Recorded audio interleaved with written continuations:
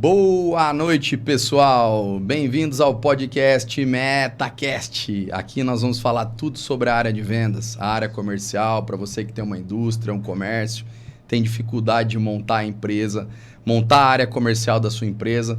Traremos sempre os melhores materiais, os melhores profissionais para poder estar passando um pouco dessa bagagem. Talvez o único canal no Brasil que fala sobre isso, fala sobre vendas. Para você que está entrando nessa área, para você que quer entrar nessa área, para você que procura profissionais nessa área, o nosso canal é justamente sobre isso. A Meta Representações é uma empresa de representação comercial que atua no norte e noroeste do Paraná, com uma equipe totalmente inovadora, com materiais inovadores, com representantes inovadores. Então, para você que está procurando representantes nessa área, nessa região, nos procure. Converse conosco, participe do nosso canal e entenda como funciona o nosso trabalho. Então, não se esqueça de se inscrever aí no canal, participar com a gente. Estaremos sempre fazendo o nosso melhor para poder trazer para vocês bons materiais. E hoje, os convidados especiais, como sempre, o Everton, que fala tudo sobre a indústria. Dá uma boa noite, pessoal. E Everton? Fala, pessoal. Boa noite. Tudo bom? Bom estar de volta aqui, Rafa. Valeu. Obrigado. Obrigado por ter disponibilizado o seu tempo aí para estar um pouquinho mais com a gente, Everton. Boa noite para o Rossafa também, um profissional antigo da área de vendas, entende tudo, já trabalhou em várias multinacionais e hoje vai estar trazendo um pouquinho da bagagem dele para poder passar um pouco do conteúdo para nós. Ele que é representante, é professor também. Rossafa, dá uma boa noite para a galera aí. Boa noite, pessoal. Obrigado pelo convite, Rafael, o Everton. Para mim é um momento especial para estar participando dessa live. Valeu, Rossafa. Rossafa, vamos começar aqui conversando com você. Eu queria que você falasse um pouquinho da sua trajetória.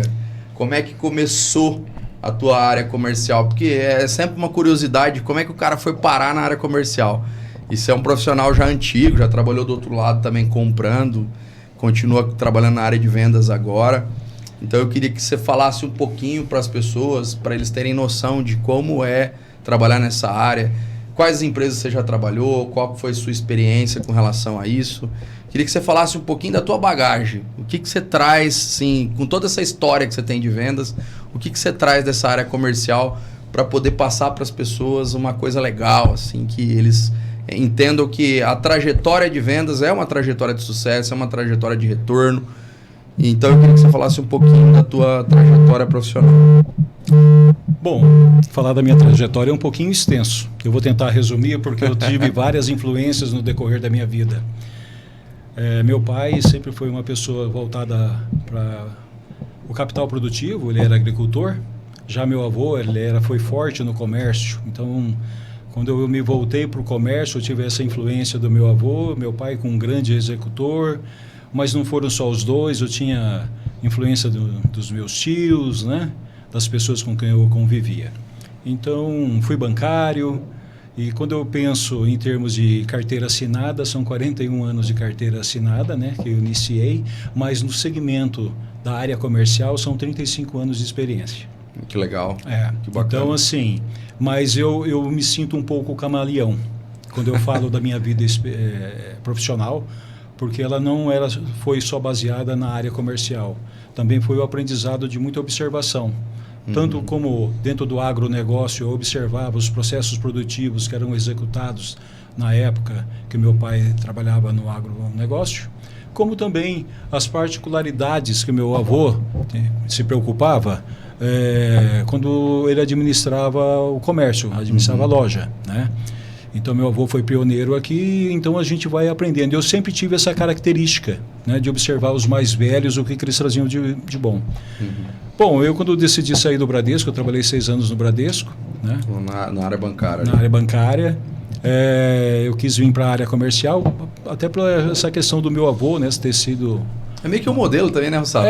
Hoje o cara que trabalha em banco, ele é voltado bastante à área comercial, né? O cara não só atende, né, Everton? Só atende cliente igual antigamente.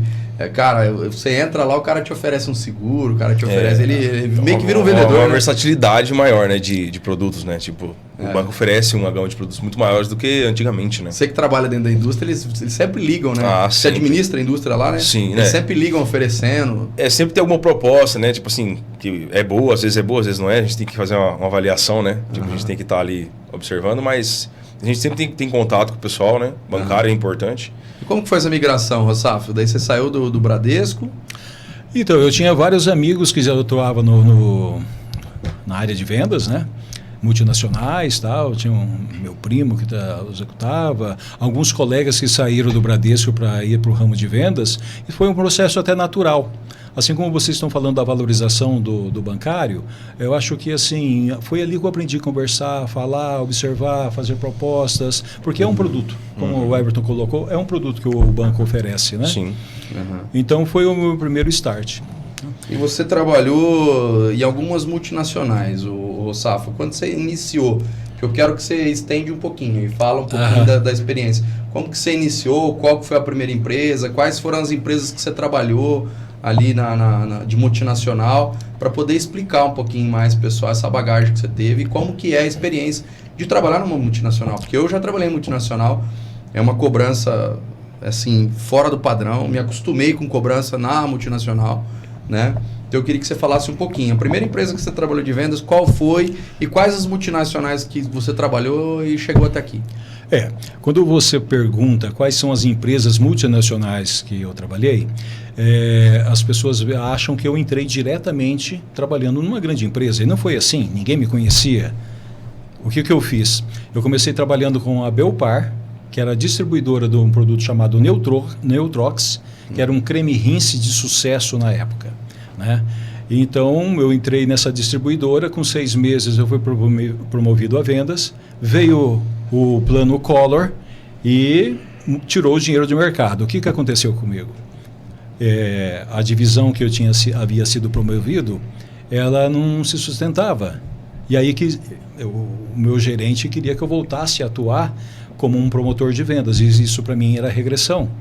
Foi aí que eu saí dessa empresa e estabeleci um padrão de trabalho. Então eu observava quem eram as marcas de sucesso, os profissionais que tinham proeminência na época, e eu copiava o modelo de trabalho deles. Exemplo de Lever, de Johnson & Johnson, de Nestlé.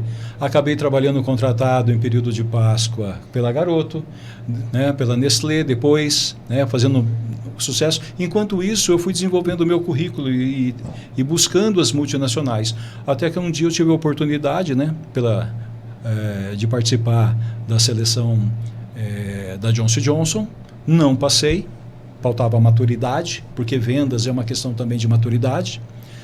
Tentei novamente, porque para mim, quando eu estabelecia um projeto ou estabelecia uma meta, eu não desistia. Eu continuei persistindo, acabei entrando, né, passando pelo RH e pelos processos seletivos na cidade de Cascavel.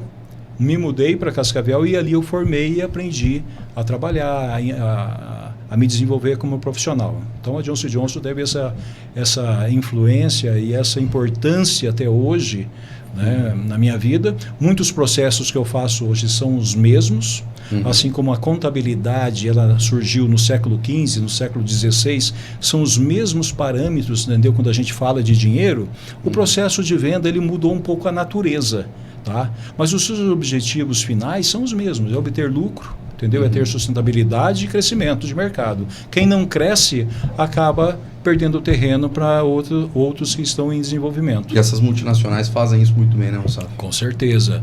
Quando eu saí da Johnson & Johnson, eu fui para a L'Oréal, uma empresa emergente que estava investindo no país no ano de 96.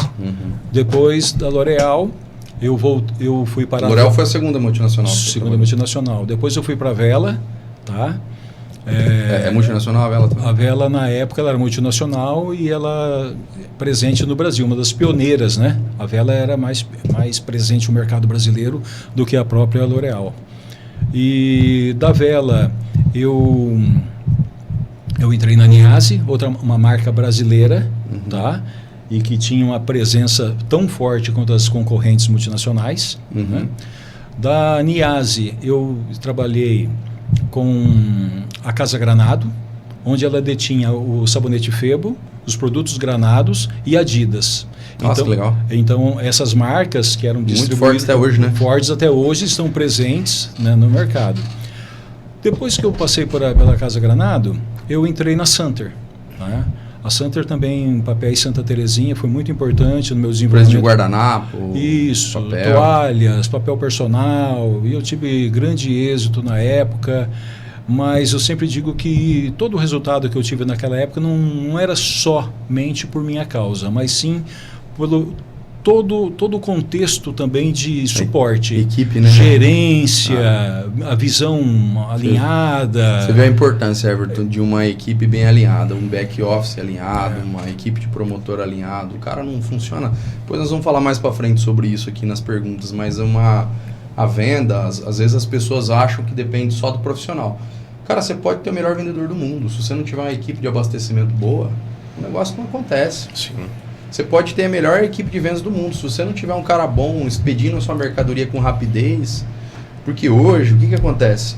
A maioria das empresas trabalham com estoque muito enxuto. Por quê? Quanto está custando o dinheiro hoje? 1,5 ao mês, 1,8 o empréstimo bancário. Você imagina um cara desse com estoque de 100 milhões. 1,8 tá barato, né? Tá barato. Tá pequena a taxa, né? Então, a conta que as empresas fazem hoje, até para os profissionais que estão assistindo aí o nosso programa, não se esquece de se inscrever no canal aí para acompanhar a gente sempre. Esse é um trabalho que o profissional no dia a dia tem que medir, porque as indústrias querem que a gente coloque estoque e o cliente está cada dia mais justo para o estoque. Então, esse estoque ele custa dinheiro. 30 dias ele está custando 1,8. A maioria dos clientes de grandes redes tem pelo menos 50 milhões em estoque. Com certeza. Nós estamos falando aí de 800 mil reais de juro de mercadoria por mês de estoque bancário, né? De estoque de valor monetário, né? Sim. Então, cada dia mais você ter uma equipe bem ajustada para abastecer, uma equipe bem ajustada no back office para pegar teu pedido, digitar essa mercadoria, chegar rápido, faz a roda funcionar. Aquilo que você acabou de falar. Eu tive êxito porque tinha toda uma equipe por trás fazendo o negócio acontecer. Então, e às vezes a indústria, os gerentes comerciais entendem isso, que o cara ele não pode ter só um bom profissional, ele tem que ter uma equipe, né? E você é cobrado como um todo, porque hoje a equipe de vendas, igual a minha equipe lá, ela cuida dos promotores.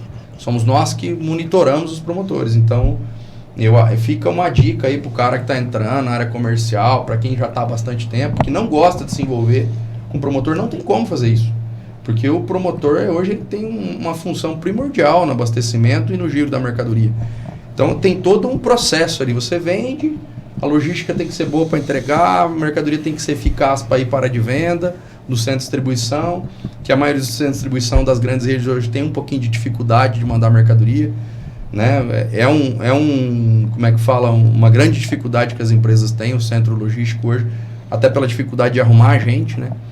Então, assim, a roda não gira só através do vendedor. Ela gira como um todo ali, né, Everton? Sim. Assim, falando de venda, né, Rossafa? A gente já vê que você tem uma experiência bem vasta aí, já trabalhou em várias áreas diferentes, em várias empresas.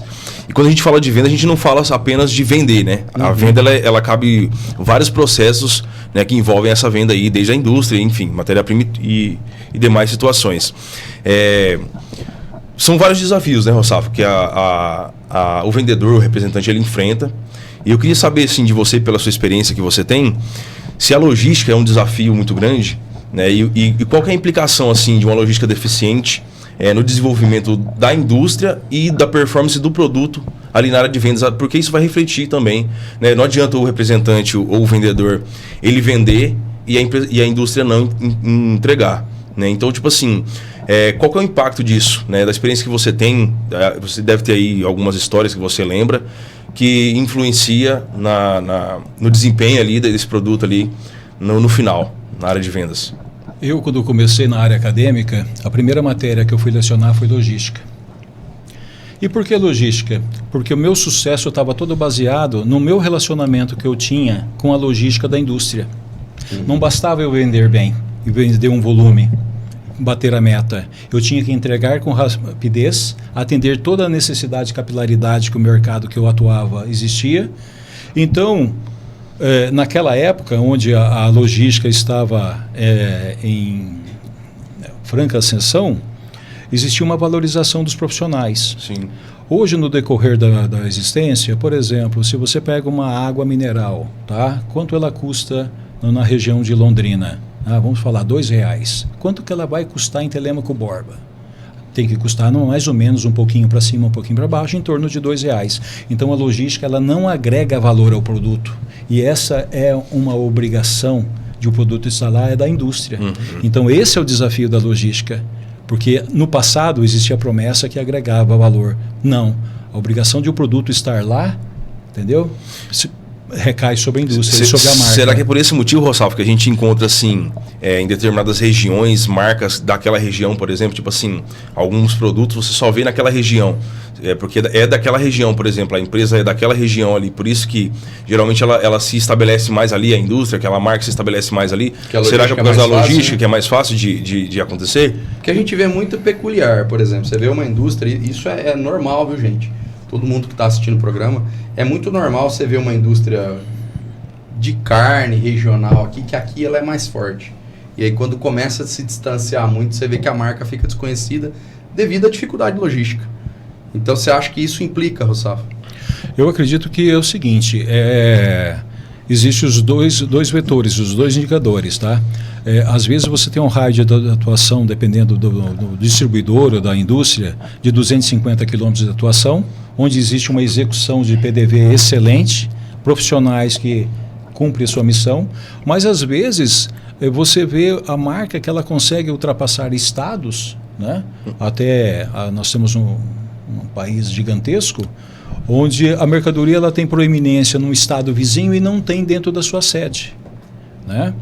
Eu presenciei isso em algumas marcas, que ela, na sua sede, ela não tem força, mas ela tinha proeminência em outros estados. Entendi. Então, depende muito do que é o produto. Né? Qual é o mercado que atua? Quem são as barreiras de entrada? É porque tem a parte fiscal também, né, Rossafo? Com certeza. Certa vez eu peguei uma representação, né, que a indústria era de Rio Grande do Sul, e eu não conseguia competir dentro do Paraná porque meus concorrentes vinham de São Paulo com cargas tributárias diferenciadas. Então a barreira de impostos era muito grande. Ou seja, quando você tira comissões, tira rentabilidade e já vai para a faixa vermelha, no última linha, você não consegue competir em sustentabilidade. Então é melhor recuar e você ser forte e pensar regionalmente, localmente. Isso é um perfil, pode falar. Rossafo, pessoas assim, tipo assim, o representante em si, assim, ele influencia, por exemplo, assim, de maneira positiva ou negativa na logística, a pessoa mesmo, ela consegue facilitar ou dificultar de certa forma, de acordo com a atitude que ela toma? Porque assim, eu tenho um exemplo que aconteceu lá na indústria, que funciona assim, ó. Quando a gente fala de venda, tem vários tipos de venda, vários meios de venda, né? Tem a venda por licitação, que são aquelas vendas de licitação do governo. Essas vendas, elas têm ali as características específicas dela, tem uma condição assim, assado, né? O preço, sei lá. Enfim, a gente teve um exemplo recentemente lá na indústria, tem mais ou menos um ano isso aí, eu acho, de uma licitação para venda. E assim, o representante é um cara que ele vende até bem na região dele, né? E ele tava me aperreando lá, que precisa entregar. Né? E aí eu fiz todo o movimento, porque era uma demanda maior, a licitação geralmente são quantidades maiores. E aí eu fiz todo o movimento na indústria para poder atender essa demanda. E aí o cara assim, eu preciso entregar. Quando eu falei, tá em rota de entrega, enviei ontem, vai chegar amanhã. É 3 dias.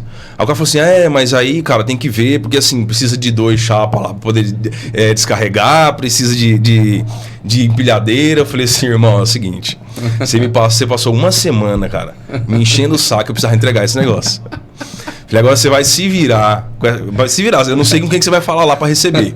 Você vai se virar pra receber esse negócio lá, porque assim, se não receber, se eles recusarem, a transportadora vai cobrar 50% da cotação inicial do frete. Então ia ficar ali, X valor, ia ser mais 50%. Falei, cara, esse valor eu vou descontar na sua comissão, se você não resolver isso aí. Aí o cara se moveu, né? Então assim, as pessoas também, né, pode dificultar ou facilitar, dependendo da circunstância, né? Com certeza.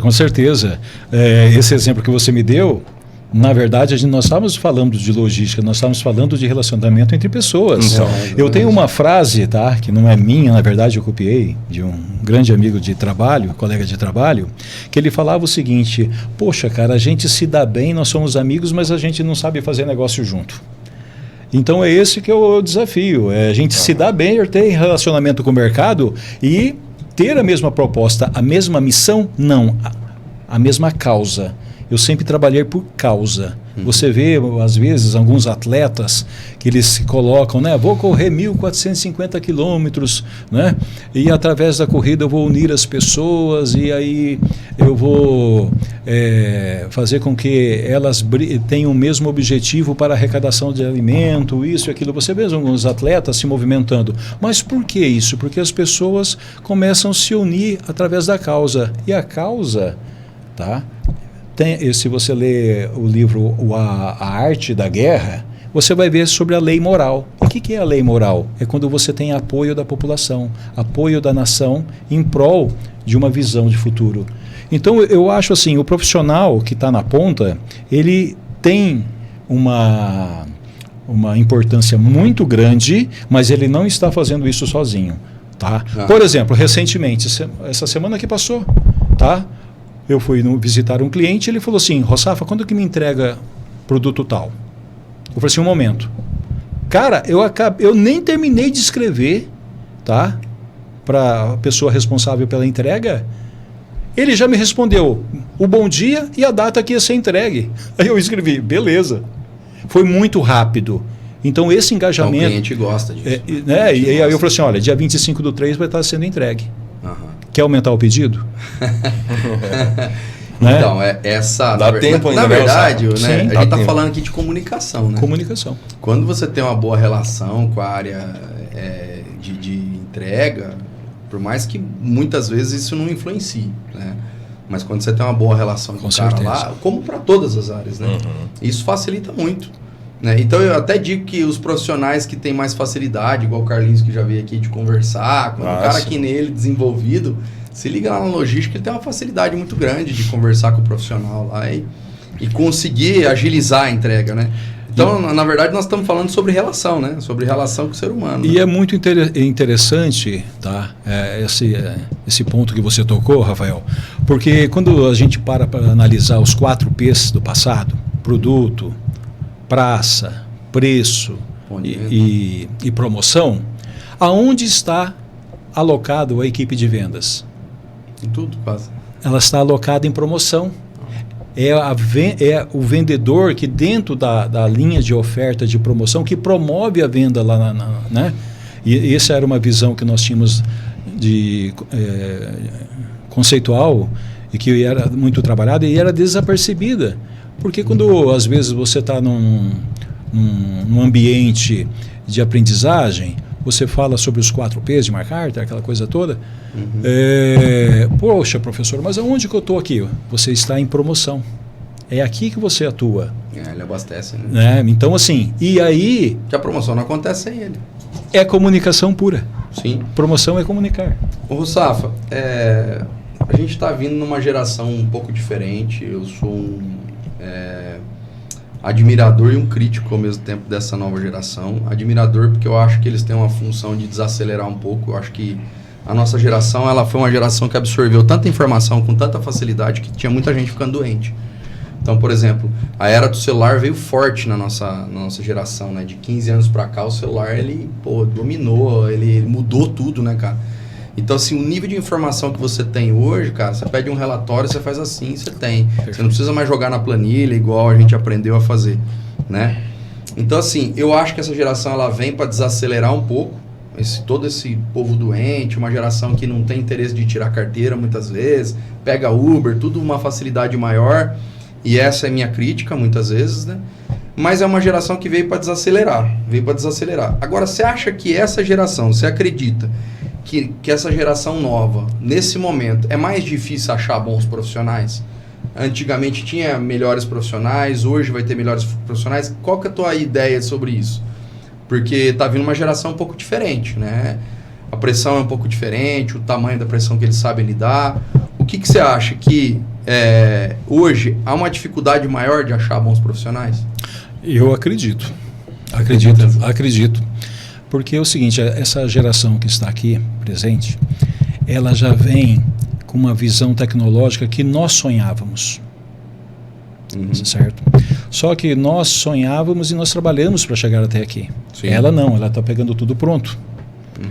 E o que acontece é que o mundo digital, o mundo tecnológico, ele muda e tudo se torna obsoleto muito rápido. E aí você vê jovens, muitas vezes com um futuro brilhante, perdendo, entendeu? Oportunidades de realmente ter uma carreira. Eu sempre penso de maneira conservadora. Qual é a minha profissão? É isso que eu falo para o meu filho. Qual é a sua profissão? Porque se você tem uma profissão, tá? Você sabe, né, qual o ideal de valor que você vai levar para a sociedade. Agora, se você não tem uma profissão, você não sabe muito bem de que maneira você vai contribuir para o crescimento de uma sociedade, como você vai permanecer dentro de um mercado de trabalho? Esse é o maior problema. Eu, recentemente, vi um vídeo onde passam por um processo de seletivo mais de 70 pessoas, com todo o aparato do RH, psicólogo, aquela coisa toda. No final, escolheu uma pessoa. Essa pessoa foi contratada, ela ficou 1 hora no trabalho e pediu as contas.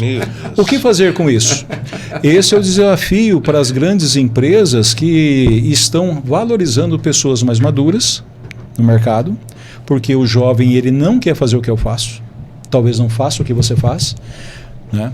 Eu já acordei 3 horas da manhã, saí de Londrina, 9 horas eu estava em São Paulo, atendi o cliente, entendeu? 10h30 é o horário do atendimento, saí do atendimento meio-dia, almocei, 8 horas da noite estava em Londrina. Se você tem energia, tá?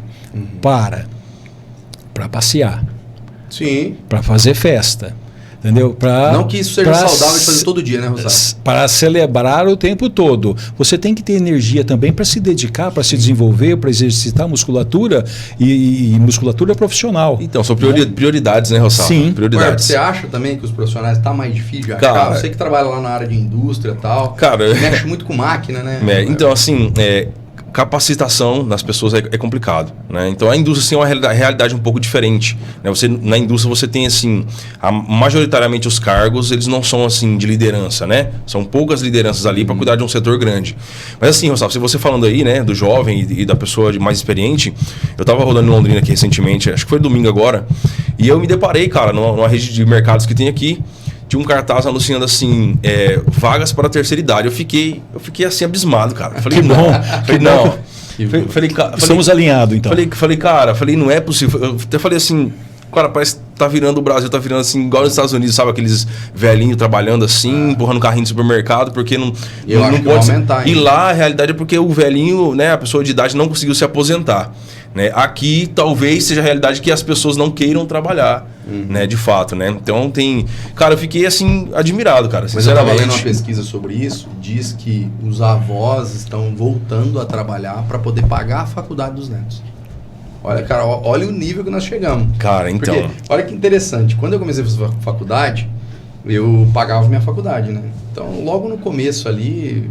Eu nunca fui o melhor cara para estudar ali. Eu bombei numa matéria, Direito Internacional. Porra, cara, difícil pra caramba a matéria. Tinha uma dificuldade. E aí bombei na matéria. Cheguei em casa meio tristão. Falei, cara, porra, eu tava com 21 anos. Falei, minha mãe vai me dar uma bronca, né? Fui conversar com ela. Minha mãe nem ligou, cara. Tranquilo. Daí eu falei assim, mãe, a senhora nem ligou. Ela falou, você que paga a sua faculdade, cara. E aí, o problema é seu. Deu aquela virada de chave assim, cara. Eu falei, caramba, eu não posso brincar mais não. Com certeza. Eu queria deixar claro o seguinte, eu vejo... eu sempre gostei de trabalhar com jovens, né? Sempre gostei de moçada, sempre gostei de puxar e tá junto. Cara, não existe mais nada gratificante do que você olhar para a juventude, sabe? Eles comparado com a minha geração, poxa, eles são inteligentes, eles são rápidos, eles são tecnológicos.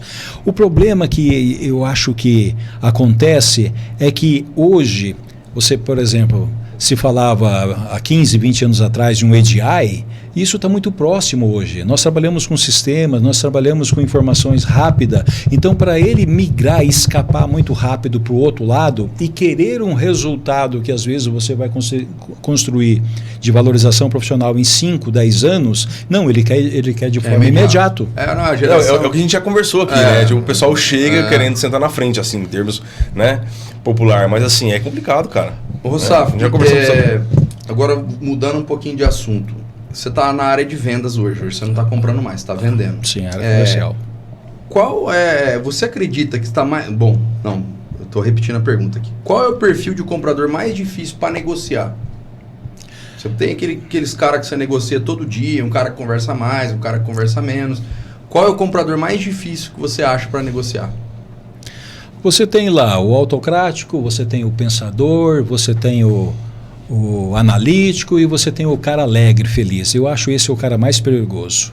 Ele te recebe bem, ele te toma café com você, ele te dá abraço nas costas. Aí de repente, tá aí o pedido. O Rossafa, daqui a pouco eu passo o pedido. Passa 6 meses, ele não fez o pedido. Tá? É a maneira como ele escapa, ele não tem comprometimento.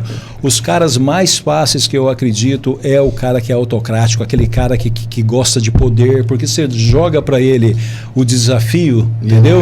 E aí ele fala assim, eu vou dividir a responsabilidade com você. Então compra aqui, vamos ver. Ele vai lá e faz acontecer. O alegre, o feliz, ele é o mais problemático, cara. Na minha maneira de ver, sempre é o cara que consegue te enrolar um dia a mais. Caramba, hein, Rossafa? Então, já pegando o gancho disso aí, Rossafa, concorda ou não, Arthur? Então já pegando o gancho disso aí, você sentar lá com o comprador para você oferecer o produto, né, negociar preço e tal, é um dos processos, né, da venda. A venda ela tem vários processos: produção, logística, né, abastecimento, a venda ali, né, tudo.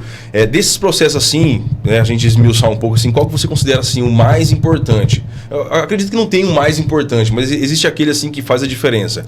O que você poderia dizer assim com a experiência que você tem? Rapaz, eu acho o seguinte, tudo, eu sempre comento que a venda é um detalhe, tá? Quando eu penso dentro de uma indústria, eu penso, por exemplo, você vai fazer uma consultoria e é uma indústria, você olha os 360 graus, né? A venda é um detalhe ali, mas é um detalhe importante. Eu acredito que o conhecimento, tá, de certos pilares são fundamentais. Mas a vontade de você aprender o tempo todo, tá? E ter a humildade de você colocar assim, olha, eu não sei sobre determinada função ou tarefa ou fluxo de processo. A maneira como eu sempre trabalhei é pedindo ajuda. Tá? Sempre pedindo ajuda. E a gente estava conversando agora sobre o perfil de comprador, e aí é o seguinte, por que eu respondi isso? Porque era a maneira que eu desviava dos compradores, era sendo o cara feliz, o cara alegre. Porque eu enrolava o cara 30, 40 minutos, ele cansava de querer vender para mim e ir embora. Eu falei, depois eu resolvo isso. Entendeu? Então eu fazia esse perfil.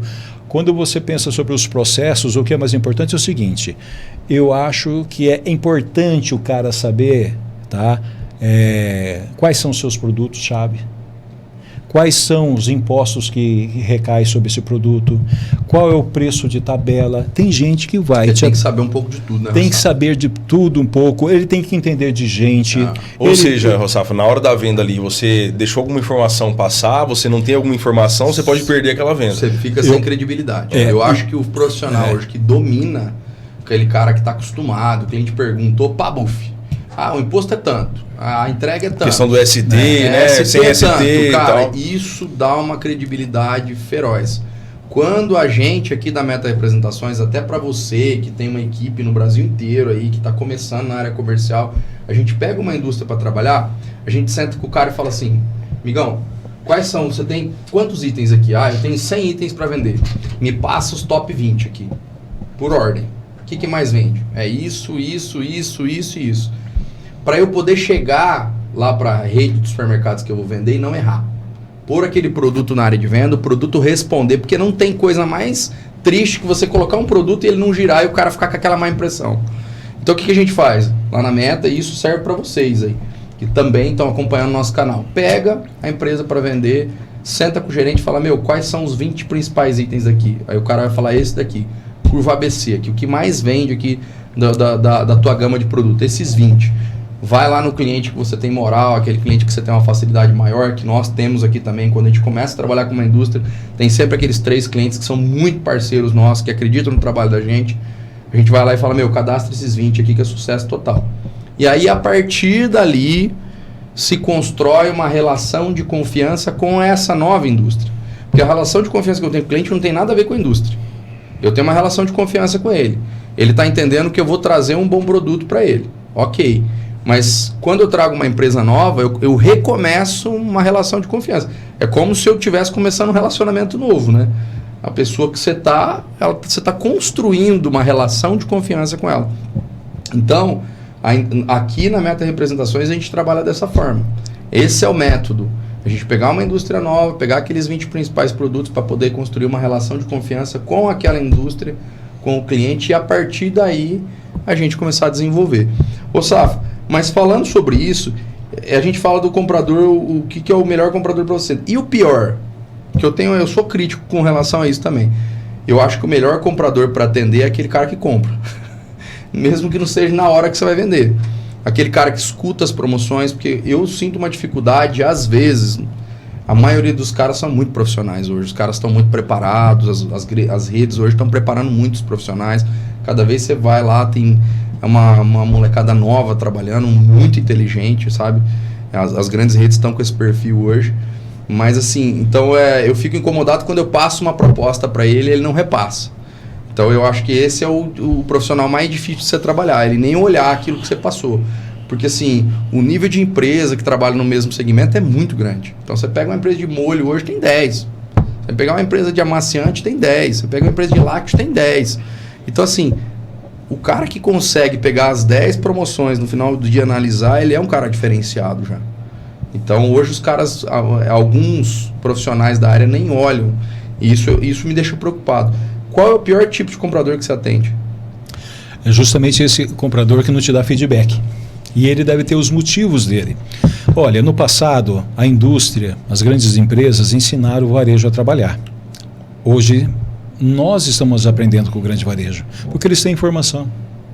Eles têm muito mais informação que a indústria.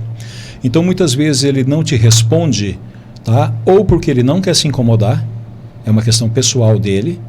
Mas como hoje existe muito sistema, mais cedo ou mais tarde ele vai ser descoberto se ele estiver empurrando o negócio dele com a barriga. Uhum. Porque se a carteira dele, um comprador ele tem meta, entendeu? De rentabilidade, ele tem uma de produção, de giro, de encarte, ele tem que estar atuante. E esse cara, se ele não estiver acompanhando esse ritmo, com certeza ele não estará lá na próxima visita.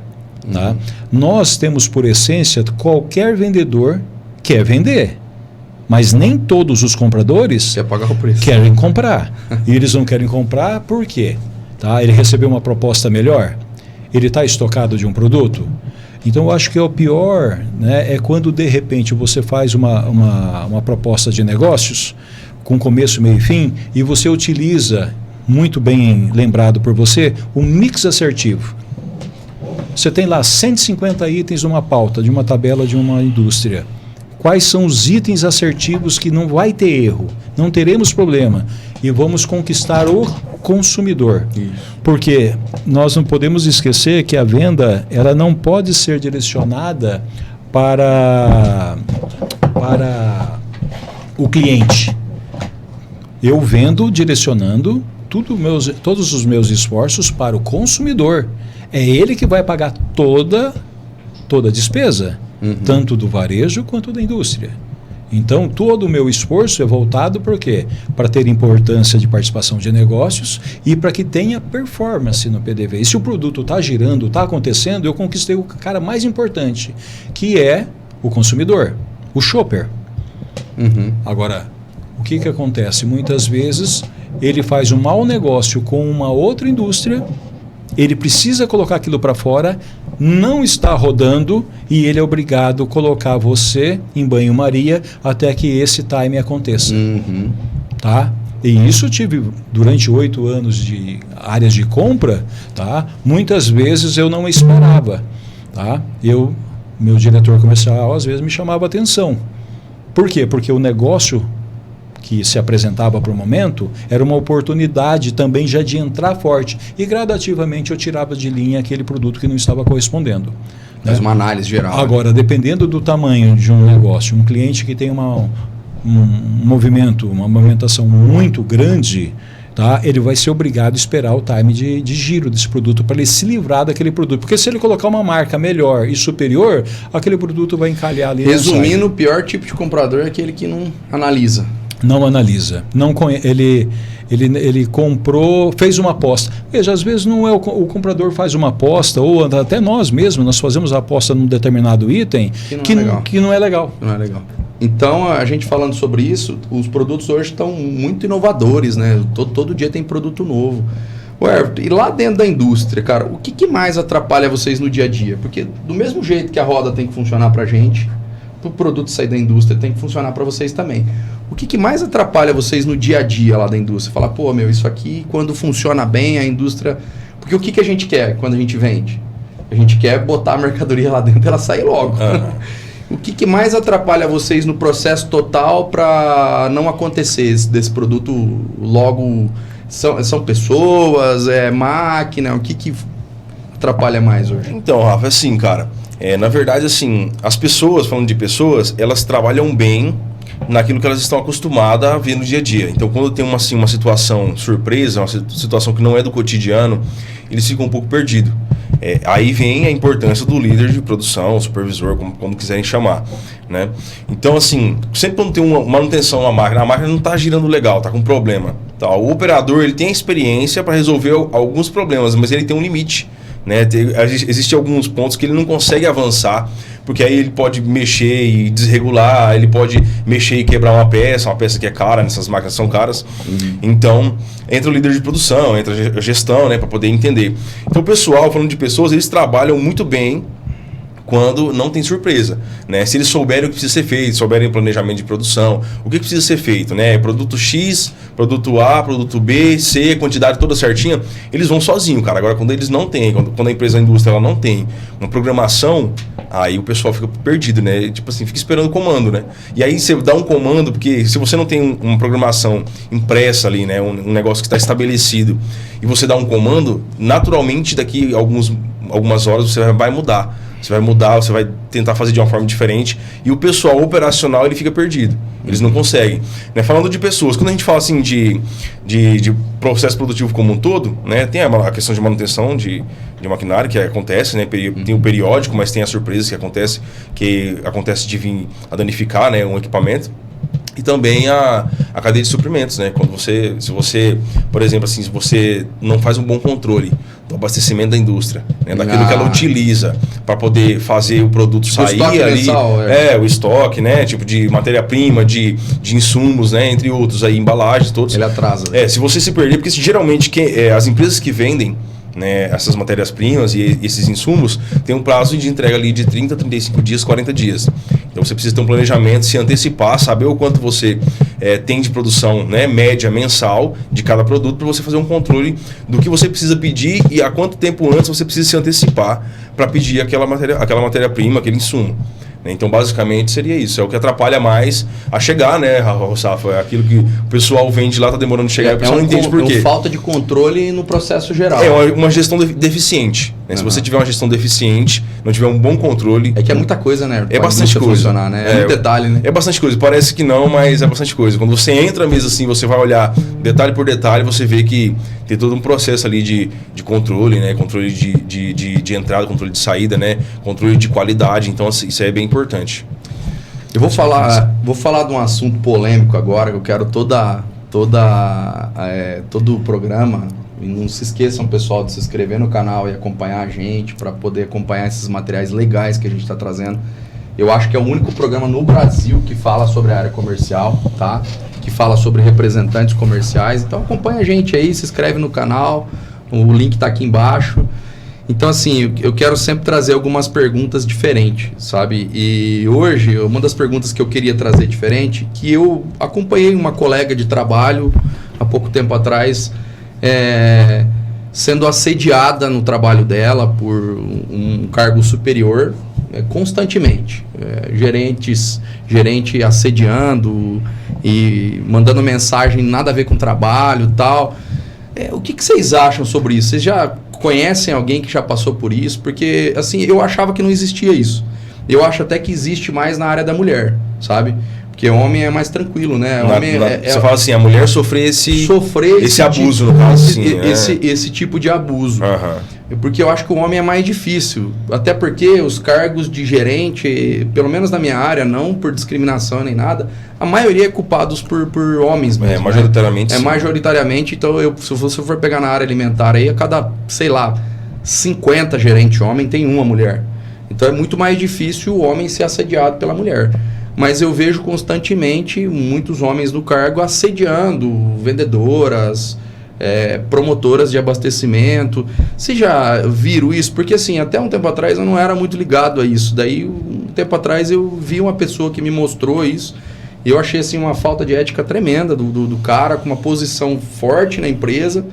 E aí, ao mesmo tempo, ele assediava e deixava a pessoa com medo ali, né? Porque se ela entrega, a pessoa é mandada embora. Vocês já viram isso na empresa? Vocês já conheceram algum colega de trabalho que passou por isso? É um assunto meio polêmico, tá? Eu vejo da seguinte forma. No segmento que nós atuamos, no segmento alimentar, né, varejo alimentar, ele é predominado basicamente por homens, né? As mulheres guerreiras que eu conheci ao longo do... Que são ótimas profissionais. São excelentes profissionais, tanto na indústria como no dia a dia, né, formando equipe. Existe uma questão de maturidade. O que nós conversávamos sobre trabalho? O que nós conversávamos? Sobre meta, sobre desenvolvimento, trabalho. Eu presenciei, certa feita, uma situação de assédio moral, mas nada a ver com a questão sexual, e sim com a questão de tratamento, tá? Onde a pessoa perdia a mão na cobrança, tá? E foi considerado um assédio moral. E é muito desagradável, porque essa pessoa, tá, que eu presenciei sobre... A empresa me ligou para querer fazer uma cariação, né, se eu tinha presenciado alguma coisa, né, mas eu sofri aquele tipo de pressão, mas eu era homem, entendeu? Porque eu acho que tem que ser avaliado isso. Nós estamos numa geração onde todo mundo está querendo uma igualdade e ok, não estamos aqui para falar nada sobre isso. Não tem nada a ver, né? Mas existe um jeito de conversar com um homem, existe um jeito de conversar com mulher. Eu tenho muitos gerentes que se sentem muito à vontade. Ô, filha da puta, não vendeu? Então, cara, mulher, tá tudo bem. É a linguagem que nós criamos entre nós, entendeu, cara? Eu não tô aqui para criticar e tá tudo bem. É o jeito de homem conversar e tal. O que acontece? Mas a mulher não funciona assim, cara. As interpretações são abertas. Tem coisas que... De um modo delicado, se você for conversar com o homem desse jeito, o cara não vai entender. O cara nem se mexe, na verdade, né? Ele não vai nem se mexer. Então, mas assim, o tratar com mulher e homem é diferente, né, Rafa? A abordagem que a gente faz para tratar os assuntos, né, problemas, entre outros, cobranças, é uma abordagem diferente, né? Naturalmente é uma abordagem diferente. Lá na indústria, né, tipo, até algo inegociável lá, né? Até comento com o pessoal, sempre instruir isso, né? A liderança mesmo e os funcionários, né? Essa questão do respeito, né, Rossafo? Essa questão do assédio moral, tipo assim, você exigir da pessoa aquilo que ela não tem ferramentas e meios para ela entregar. Porque o assédio nem sempre ele é só sexual. Muito bem colocado, Everton. Viu? O assédio nem sempre ele é só sexual. Ele é um assédio moral. Ele é um assédio verbal, né? A pessoa não tem meios, ela não tem ferramentas para entregar aquilo que você está cobrando e você continua pressionando e acaba começando a diminuir essa pessoa, né? Tipo assim, cara, eu coloquei você aqui... E às vezes nem o cara que está cobrando sabe por que ele está fazendo aquilo. Então... Entendeu? Ele simplesmente cobra, ele se sente na posição. Exatamente. Então existe isso, Everton, dentro da indústria também? Cara, existe assim, né? Acho que em todo lugar, né? Na verdade, tipo assim... Homem acho que passa por isso, mas assim, é uma escala muito menor, né? Até porque depende do tipo de homem, ele não vai nem achar ruim se ele for assediado, né? Então, depende do tipo de pessoa, né? Ele não vai nem achar ruim. Mas eu tenho até, tipo, tava lembrando aqui, você comentando, né? Um exemplo, uma moça que começou a trabalhar aqui em Londrina, ela trabalhava vendendo apartamentos, né? E ela tinha compromisso, né? Namorava e tal. E ela entrou, já tinha alguns meses que ela não conseguia vender nenhum apartamento. E tinha equipe de vendas, né? O pessoal vendendo e tal. Tinha um senhor lá que ele era já mais de idade, assim, e ele tinha fama de ser, assim, sabe? Sempre falando uma coisinha, uma besteirinha aqui, outra ali, tal. E aí, cara, ele ajudou ela a fazer uma venda, né? Tipo assim, entrou, ele ajudou a atender, conduziu, né? Igual você faz, por exemplo, com uma pessoa que você está treinando para vender, né? Na área comercial.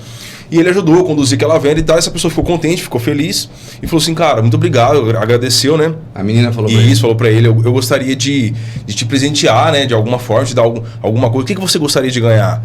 Né? Aí ele falou assim, não precisa me presentear em nada não, até porque o que eu gostaria de ganhar você não pode me dar, tal. Então, assim, ele deixou um negocinho no ar, cara. Né? E qual que é o problema? A moça tinha compromisso. Né? A moça ficou meio assim, se sentiu constrangida e tal.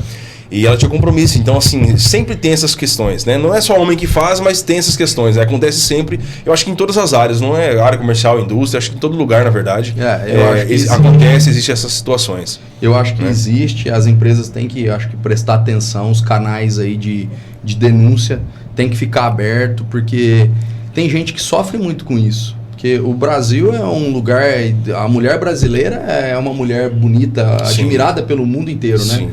Então, assim, eu acho que deve existir muito e eu acho que fica um ponto de atenção para as indústrias, as empresas que têm muita mulher, ficar atento com relação a isso.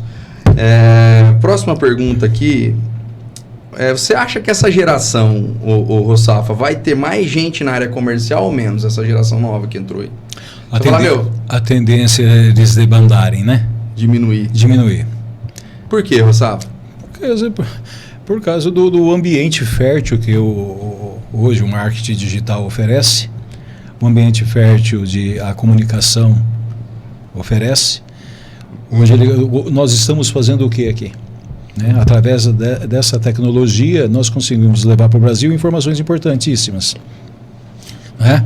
Uhum. Então, muitas vezes, ele não quer estar na linha de frente de combate, tá? Uhum. Ele quer estar trabalhando no planejamento, né?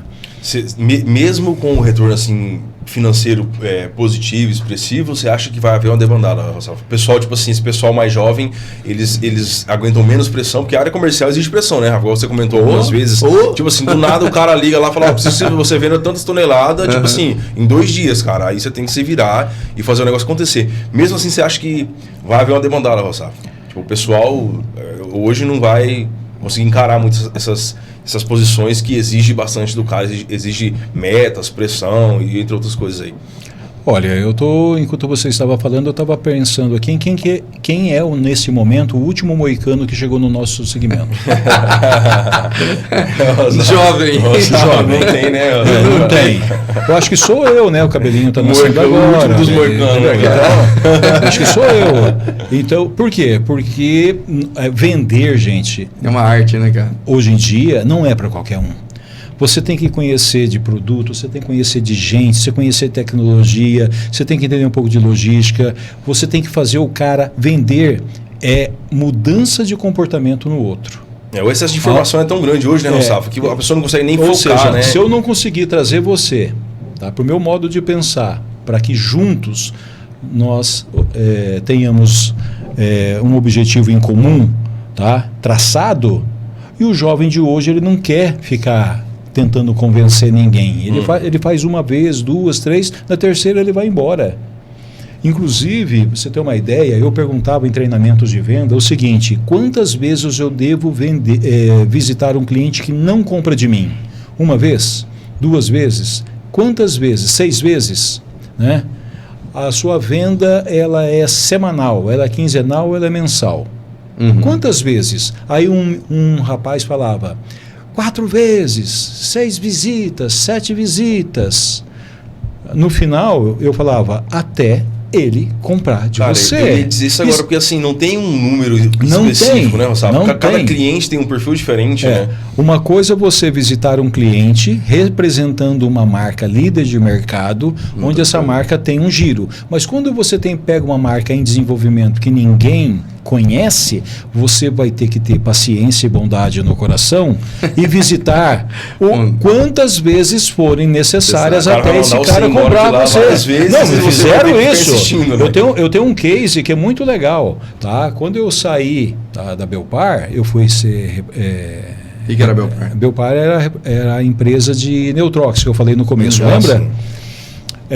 Que inclusive ela foi a distribuidora da fralda Turma da Mônica. Eu peguei a fralda, tá, que veio para minha divisão, ninguém conhecia essa fralda, e fui atender o atacadão. Sim. Né? Você acha que aconteceu o quê? O comprador só não me colocou debaixo de pontapé fora de lá. Você tá louco? Não vou comprar essa fralda que ninguém conhece, isso, aquilo. A líder na época era Johnson Johnson, né? Disso, né? O que aconteceu 3 anos depois? Um colega nosso aqui da região, mas vendeu muito essa fralda. Vendeu muito essa fralda. No próprio atacadão, né? Inclusive, sinal, né? inclusive ela se tornou líder do mercado nacional. Então, o ponto de maturação, né? Mas aí, como eu havia ido para a própria Johnson Johnson, né, já que a fralda que eu queria vender ninguém queria comprar, eu fui vender então a fralda Johnson Johnson. Então, eu acredito que essa persistência, tá? O jovem de hoje, ele não tem essa resiliência se não tiver uma causa, um motivo. Se for só dinheiro, hoje mesmo conversando, né, me falou o seguinte, olha, o diretor, né, comercial de uma empresa, R$70 mil de salário, pediu as contas. Qual é o motivo que faz um profissional, um CEO, né, nesse patamar, 70 mil por mês, pediu as contas? Então, será que ele já formou seu pecúlio financeiro? Será que a cobrança está tão grande assim? Está tão grande? Ou de repente... Ou ele foi para algo melhor? Ou as decisões que ele tomou levaram a empresa... Né? O cara ganhar 70 mil para um lugar ganhar... É bem escasso, né? Bem escasso. É uma coisa que me chama muita atenção. Eu vi esses dias, estava lendo um material ali sobre isso. Fala que a nossa geração ela era muito movida por dinheiro. Então a área comercial é uma área que atrai muito o cara que quer ganhar uma grana, porque a possibilidade é inúmera. Você pode pegar 10 empresas, né? E essa geração não. Essa geração nova é movida a elogio. Então, para eles é mais importante que para mim. Eu sempre brinco com meu filho lá em casa. Meu filho fala assim, meu filho fala assim, pô, pai, o que você quer fazer? Cara, eu quero fazer que me dá dinheiro, filho. Se o cara falar que triturar a rua ele ganha 50 pau, eu tô lá eu triturando a rua, cara. Eu não tô nem aí, eu quero é ganhar dinheiro no bolso. Né? É claro que eu me encontrei na área comercial, adoro fazer o que eu faço, mas para a nossa geração, ela foi uma geração movida assim. E essa geração nova não. Diz que é mais importante do que ganhar dinheiro para eles é o cara chegar e falar, meu, você é um puta cara, velho. Você é um cara espetacular, meu. Pensa num cara gente boa, dá um troféuzinho pro cara, ó, xícara no final do mês. Melhor funcionário do mês, essas coisas todas. Então é uma geração um pouco mais preocupada sempre com a qualidade no trabalho, né? Eu sempre falo sobre isso. Sempre preocupado com a qualidade de vida no trabalho. E não deixa de ser importante a qualidade de vida no trabalho, né? Mas é um dos pilares apenas, né? É extremamente importante para empresas pequenas, né? Porque a gente tem que se matar as empresas pequenas para poder manter uma boa qualidade de vida. Sim. Certa vez, pouco tempo atrás, eu vi uma reportagem do Jeff Bezos, o dono da Amazon lá, que a menina perguntou, escuta, vocês estão querendo ser a empresa que mais vende no mundo aí, a maior empresa do mundo, e hoje ainda. O que é mais importante? Onde que está a qualidade de vida no trabalho na empresa de vocês? E o Jeff Bezos respondeu, cara, se você está procurando uma empresa para ter qualidade de vida, a Amazon não é a melhor para trabalhar. E aí todo mundo aplaudiu, saiu tudo quanto é reportagem. Vai a gente falar um negócio desse aqui no Brasil, cara. Vai eu falar um negócio desse aqui no Brasil. Não dá não. Então, porque o cara é o espetacular. Então eu acho também, Rossafa, que há uma dificuldade, uma escassez maior. E não é uma crítica da geração. Eu acho que a geração ela não está acostumada com tanta pressão, entendeu? A grande questão é que nós estamos vivendo mais. Uma pessoa com a minha idade, quando eu era pequeno, era velho. E eu não me sinto velho, eu quero morrer trabalhando. Meu pai tá Vou perguntar isso no final. Certo? Meu pai está com 81 anos, entendeu? Fazendo projeto, está desenhando as coisinhas dele. Eu vejo várias pessoas assim que não têm objetivo de parar de trabalhar. E o jovem hoje, ele está com 20 anos, 30 anos, está morando na casa do pai. Ele não quer dirigir. Ele quer pegar Uber. Ele não quer dirigir, então ele não precisa comprar carro. Então, esses objetivos que eu queria dinheiro no passado, para comprar meu carro, para comprar uma pizza, para sair com a namorada, eles também não estão formando família cedo. Né? Tudo isso acaba tendo esse impacto. Sim, né? Não, com certeza. O Rossafa, e essa pergunta é para o Rossafa e para o Everton também.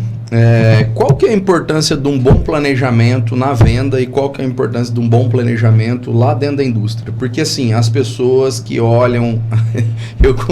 eu trombo às vezes com amigos meus que veio trabalhando na área comercial. Rafa, arruma um emprego. Teve um que trombou comigo esse tempo atrás e falou, Rafa, arruma um trampo para mim na área comercial, porque eu sou miguezeiro pra caramba, cara, eu vou me dar bem. E o cara acha que o papo que vai fazer ele vender... E hoje, um planejamento que a gente faz lá dentro, a quantidade de coisas que a gente faz até a gente chegar na frente do cara para poder vender é muito grande. Então, aquele cara que não gosta de estudar, não gosta muito de aprofundar sobre o produto e tal. Eu que já trabalhei na área cosmética, eu recebia um material da área cosmética, às vezes até aplicava o produto na cliente, treinava para isso. Então, a área de vendas envolve tudo isso. Qual que é a importância de um bom planejamento para poder para fazer uma boa venda? E depois a mesma pergunta para você, Everton. Qual que é a importância de um bom planejamento lá dentro da indústria? Bom, eu há uns tempos atrás, eu fiz uma pesquisa, até procurei uma psicoterapeuta para fazer um teste sobre o meu perfil. Uhum. Então, qual psicoterapeuta. Entendeu? Por quê? Em todas as áreas que eu vou, eu acabo me dando bem. E isso você vai abrindo um leque de opções para a vida, tá? Que você não tem tempo para fazer tudo. Então você tem que escolher, tudo é uma escolha. Então, primeiro, o planejamento é muito importante. Você tem que ter conhecimento e ser um estudioso do seu negócio. Qual é o nosso negócio? Qual é o seu negócio? Tá, uma panificadora. Qual é o negócio de uma panificadora? E às vezes você entra num determinado estabelecimento que você vê erros gritantes de exposição de produto. Ou se não, ofertando uma linha, né, de produtos pobre, né, que ele poderia melhorar só com isso. Então, qual é o negócio dele? Será que é realmente uma panificadora? Qual é o meu negócio, tá, como representante comercial? Né, ou como consultor? Qual é o meu negócio? Qual é o meu modelo de trabalho? Então, eu tenho como negócio, né, primário, ser um estudioso daquilo que eu estou fazendo, ter conhecimento para eu poder tomar decisões efetivas. Segundo, entender sobre individualização, onde cada pessoa funciona de maneira efetiva numa determinada organização. O Weber estava conversando com ele estava falando isso antes de iniciar o podcast, né? Olha, eu fiz tal monitoramento, descobri que a secagem de determinado produto, tantas horas, tanto tempo, ou seja, ele dobrou a quantidade de produção com menor tempo de aplicação, ou seja, alocando as pessoas. Né? O segundo ponto que eu tenho é a contextualização. Eu tenho que saber que, dependendo do meu conhecimento, tá, eu não posso ficar derramando tudo o que eu sei para quem de repente não quer voar. Eu tenho que contextualizar o conhecimento, a individualização é importante. A outra parte é a questão da competição. Não adianta eu estar preparado, ter o melhor carro se eu não quero competir. Eu quero chegar na frente, eu tenho que ser o melhor. Se eu vou fazer um concurso, ou se eu de repente estou numa campanha de vendas, eu tenho que ser o melhor, eu tenho que bater a meta. A competição é muito importante. E é legal, né? Porque o nome da sua representação é meta. Entendeu? É pra gente não esquecer. Meta. Então, e o último ponto do planejamento, depois de feito todo esse genérico, é ativação. Se você não tem ativação... Às vezes o cara planeja e não vai lá visitar o cara. Inteligência não tira ninguém do buraco. Isso é um fato, né, Rafa? O QI alto, se você não fizer nada, não adianta. Eu conheço pessoas que são gênios, cara. O cara vira a página, diz a página que ele que tal coisa. O cara tem uma memória fotográfica e ele está passando dificuldade. Aí, né? Por quê? Porque a inteligência não tira ninguém do buraco. Na década de 70, eu era garotinho, Fantástico era um programa que nós assistimos no final no domingo, né, no final do domingo, e aparecia aquelas crianças prodígios, né? Aí uns anos atrás, uns 5, 6 anos atrás, eu estava olhando onde estão os garotos prodígios que apareciam no Fantástico da década de 70. Todos eles se tornaram pessoas comuns. Por quê? Eles não tiveram ativação, não tiveram propósito. Então, o objetivo, entendeu? Propósito, entendeu? E ativação. Congruência e ativação.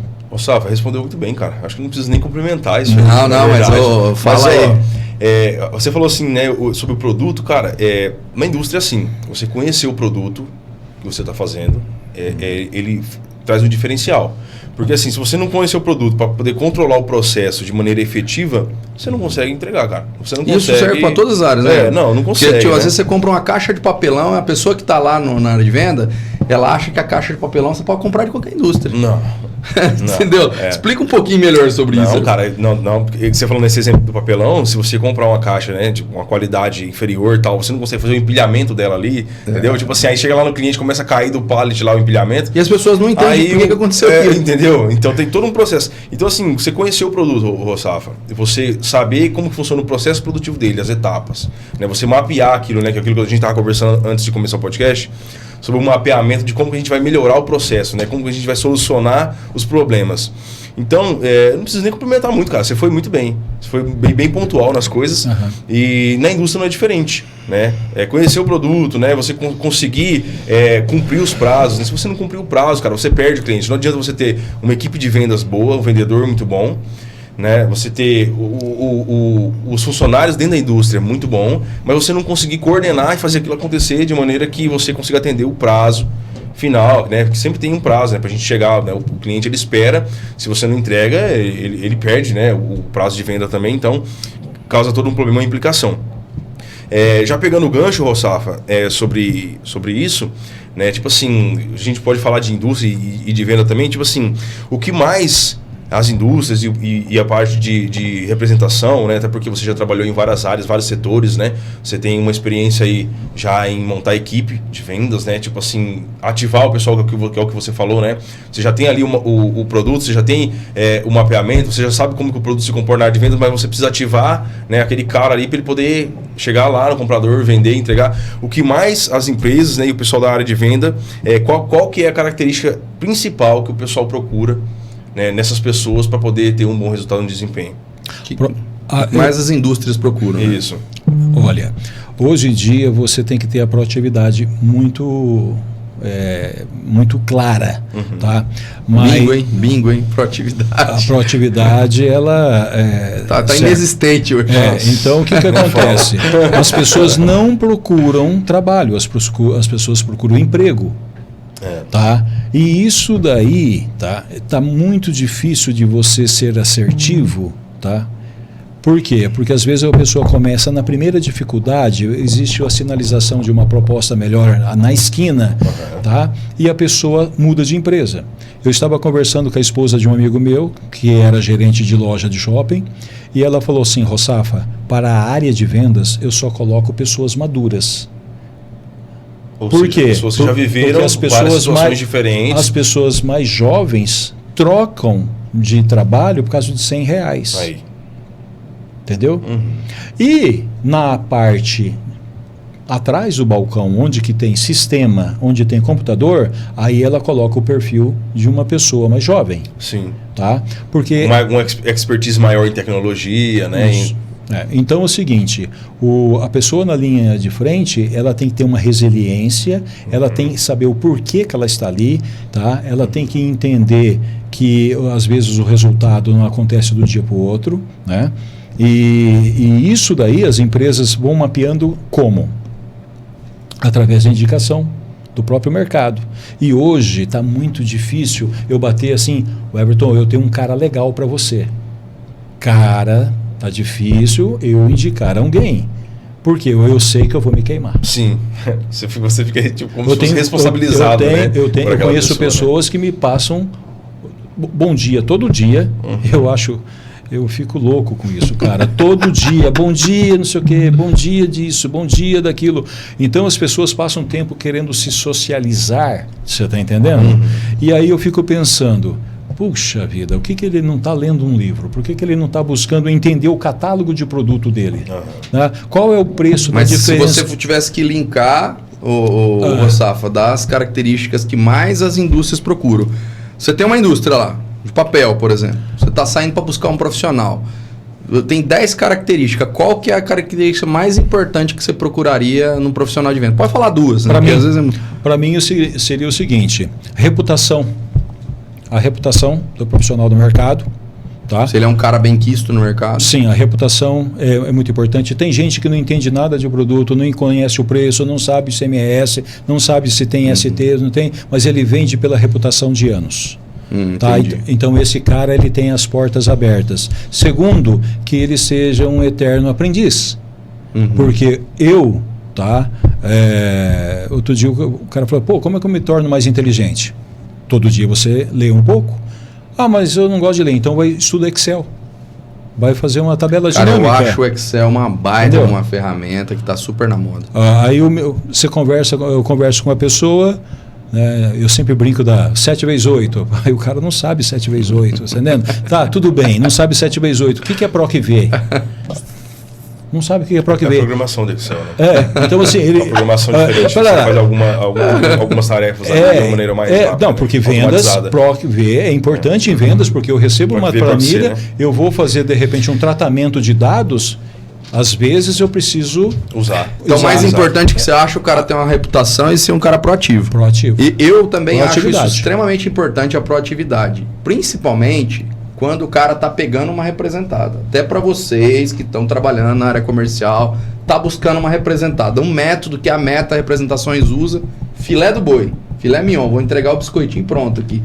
Então, não se esquece de se inscrever no canal aqui, acompanhar com a gente. O link tá aqui embaixo, se inscreve no canal. Então, um material que a gente usa muito. Fui chamado para uma nova representada. Safa, uma empresa grande da região me chamou para uma entrevista. Claro, eu converso sempre com um psicólogo, com a minha psicóloga, e entendo o que é legal, como que a gente deve se comportar da maneira adequada, trazendo para a minha realidade, porque eu não estou indo lá para enganar ninguém, eu tenho que falar como eu sou, mas levar uma mensagem leve.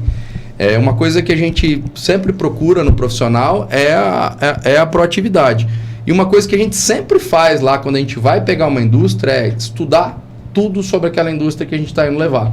Muitas vezes a gente já foi para a entrevista mais preparado que o próprio gerente que estava entrevistando. Então, por exemplo, você vai para uma entrevista lá de uma representada de frigorífico. A gente vai sabendo qual é a carne mais vendida do mundo, qual a segunda carne mais vendida do mundo, qual a terceira carne mais vendida do mundo, quais são os países que mais consomem carne no mundo. Excelente. Então a gente vai preparado para o cara falar, pô, mas esse cara é um cara diferente. Esse cara não tá aqui bobeando, esse cara não tá aqui para brincadeira. Então a gente é um método que lá na Meta Representações a gente usa. Então você que está indo atrás de um representado, que tem uma entrevista amanhã, dever de casa, lição de casa, pega a empresa que você está sendo chamado para poder representar e estuda tudo sobre ela antes da entrevista. Se é uma empresa de vinho, estuda tudo sobre aquela empresa de vinho, não especificamente sobre o mercado.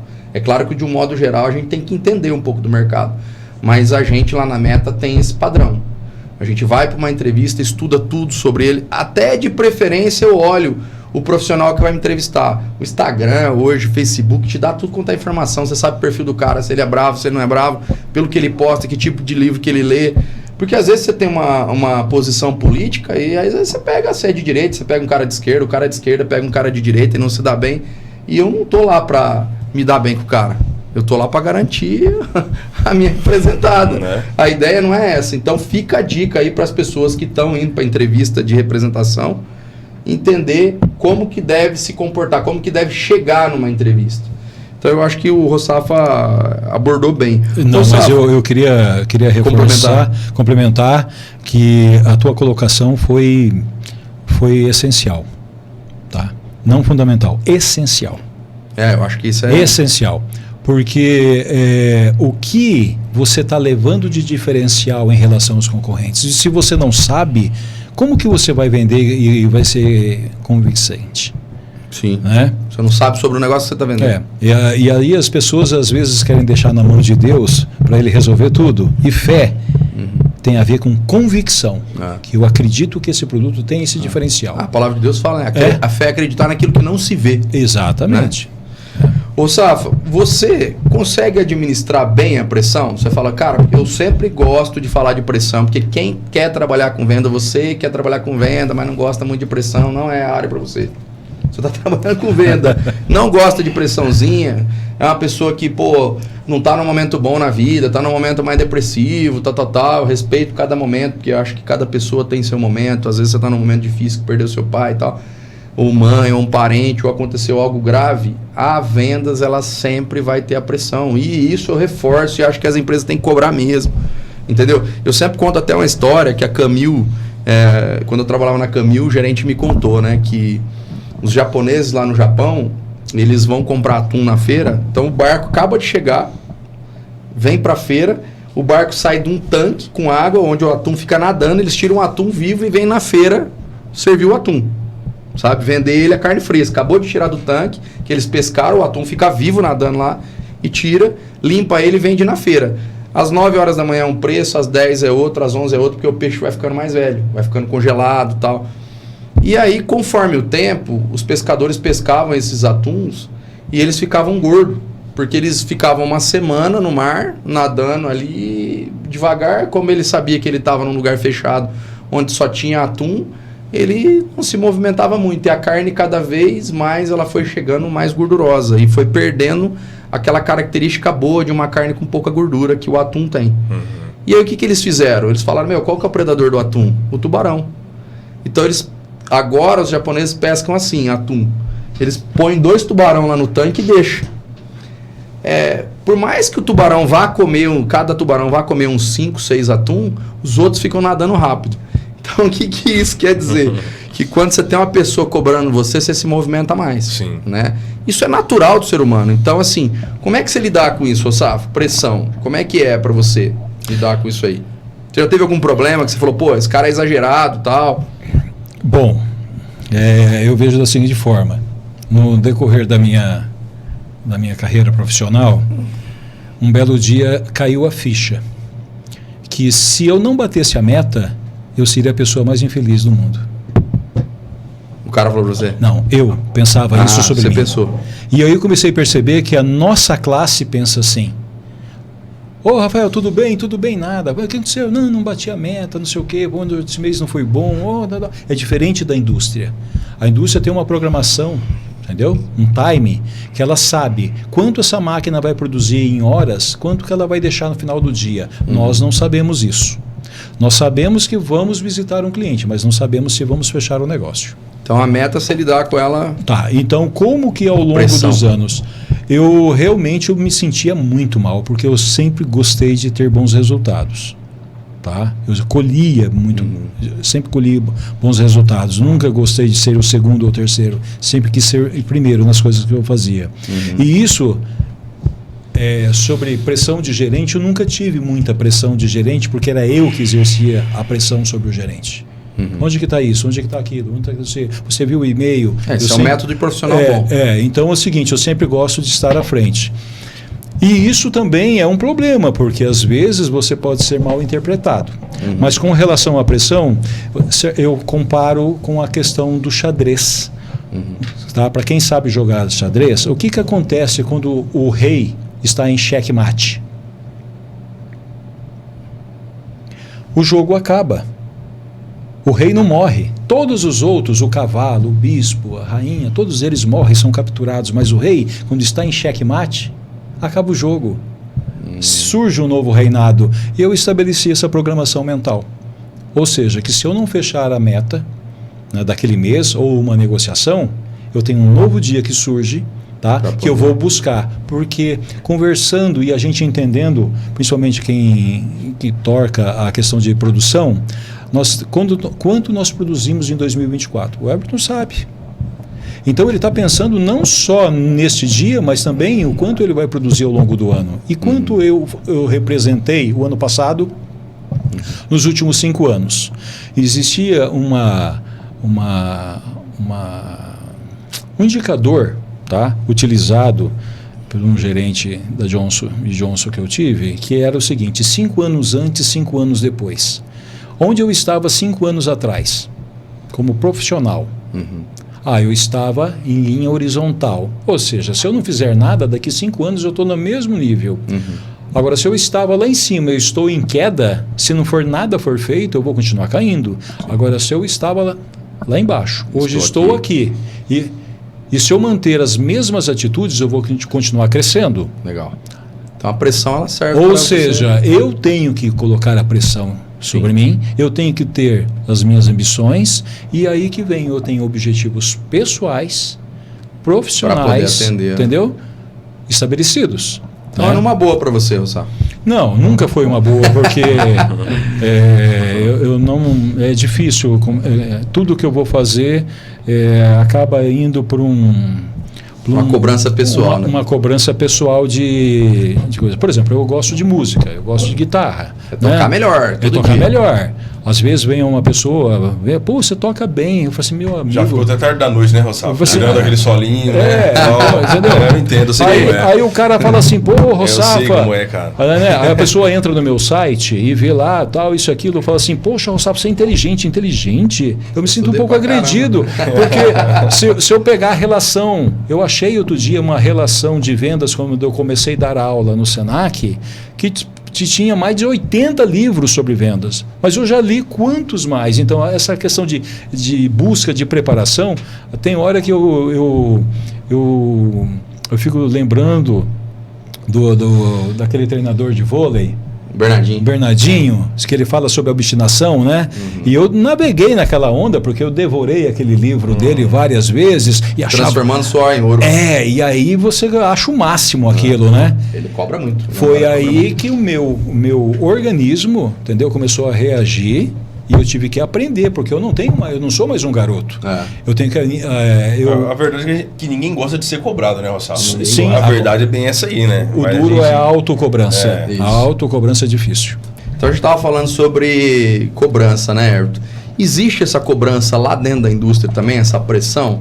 Porque, pelo que eu conversei com o proprietário da indústria lá, você é um cara que administra bem. Desde que você pegou a indústria para tocar lá, o negócio mudou. Você é um cara bem tecnológico, gosta de mexer muito com planilha. Você é um cara que gosta de mexer muito com sistema. Mas existe uma cobrança muito grande dentro da indústria para fazer aquele negócio funcionar como um todo? Ou é numa boa para você? Quando o cara mete uma pressão lá, existe isso dentro da indústria? Não, então, Rafa, assim, existe, cara. Né? Mas assim, a gente sempre filtra, né? Tipo, o pessoal que, tipo assim, tá ali na linha de produção, eu sempre tento levar o negócio mais mastigado para deixar o trabalho mais fácil para eles, mais leve.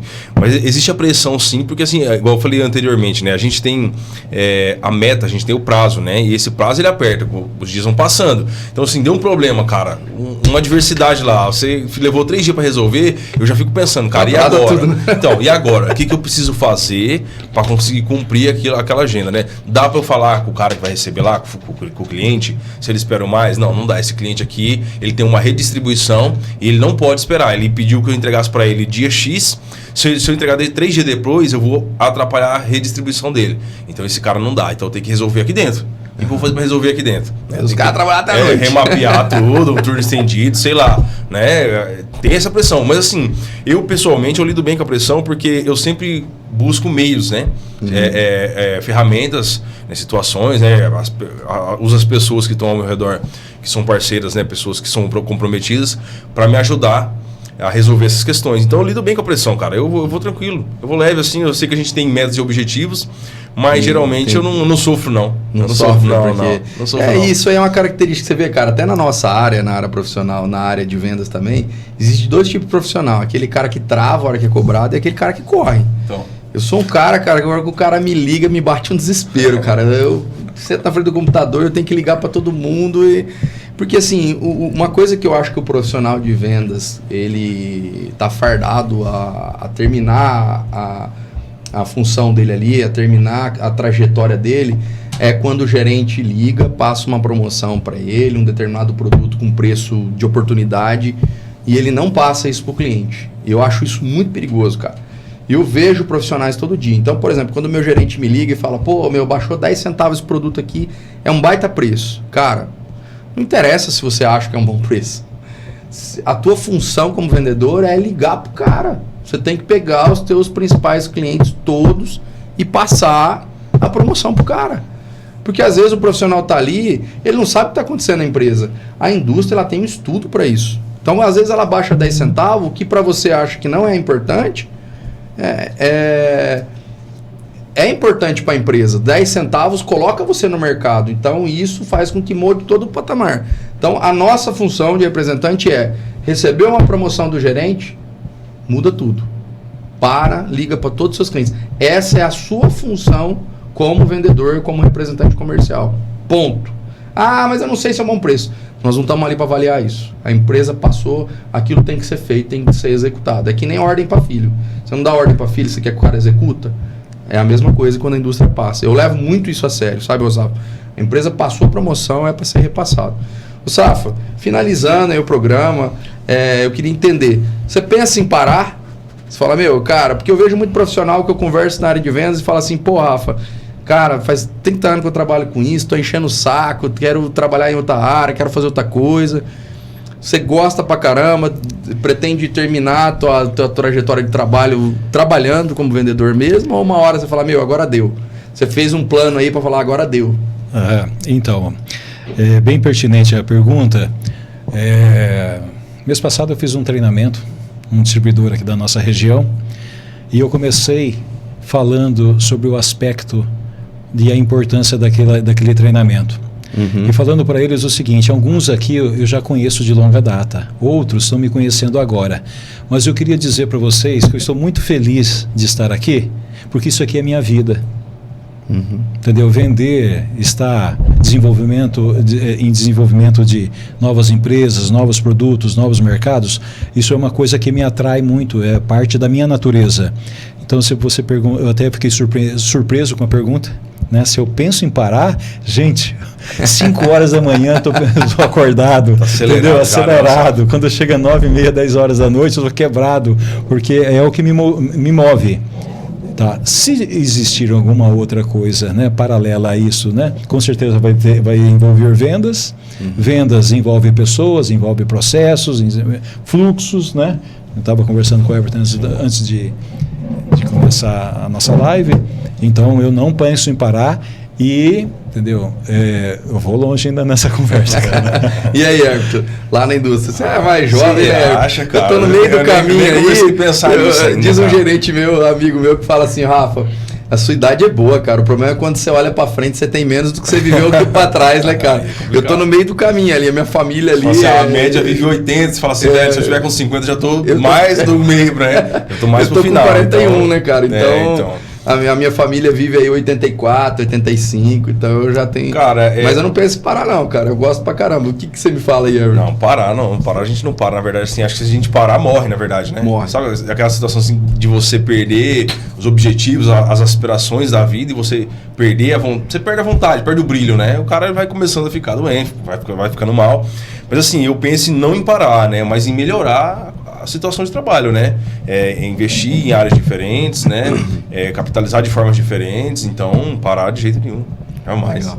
Gente, obrigado por estarem com a gente no programa. Não se esquece de se inscrever no canal. Acho que tem bastante material legal. A gente vai estar sempre trazendo esses materiais. Não se esquece de se inscrever aí no canal, tá com a gente. E assim, mandem as perguntas. Eu vou começar a soltar ali no Meta pergunta para vocês fazerem para mim, pro Rossafa, soltar ali para mim responder no dia a dia, porque a ideia é ajudar vocês que estão entrando na venda, porque esse material que a gente fala, tudo que a gente fala sobre a área comercial, isso serve para um cara que trabalha numa loja, para ele trabalhar um relatório que a gente usa aqui na nossa área, um relatório, por exemplo, simples que a gente usa, que é de positivação. Número de clientes visitados versus o número de clientes vendidos. Aí você tem 100 clientes lá, visitou, conseguiu vender para 50, então você tem 50% de positivação. Esse mesmo material ele pode ser usado na loja. Esse mesmo material ele pode ser usado em venda de apartamento, ele pode ser usado em qualquer área. Então a ideia do programa é justamente essa. É trabalhar com pessoas, trabalhar com áreas onde as pessoas consigam nos conectar e aprender um pouco mais com a gente. A gente está passando os materiais, sempre os melhores materiais que a gente pode trazer. E cada dia mais a gente vai trazendo pessoas diferentes. Então, obrigado por estarem com a gente. Deixa o seu agradecimento, Rossafa também. É isso aí, gente. Obrigado. Obrigado mais uma vez, Rafa, pelo convite. Obrigado, Rossafa, aí, por estar compartilhando mais experiência conosco, né? A gente está sempre aprendendo, né? E eu espero voltar mais vezes, né? Aqui. Com certeza. Tá sendo interessante, assim, eu aprendo com o pessoal que tem mais experiência, né? Eu vejo várias histórias que o Roçafra me conta e a gente vai tirando, assim, alguns detalhes, né? Consigo aplicar no meu dia a dia também e ajudar as pessoas que estão comigo. Legal. Com certeza. Muito obrigado pelo convite. Para mim foi uma satisfação muito grande e quem que tiver alguma dúvida, quiser fazer um questionamento, entre em contato com a Meta e a gente está à disposição do mercado, né? Isso aí. Grande abraço, pessoal. Uma boa noite. Tudo de bom para vocês. Tchau, obrigado. Valeu.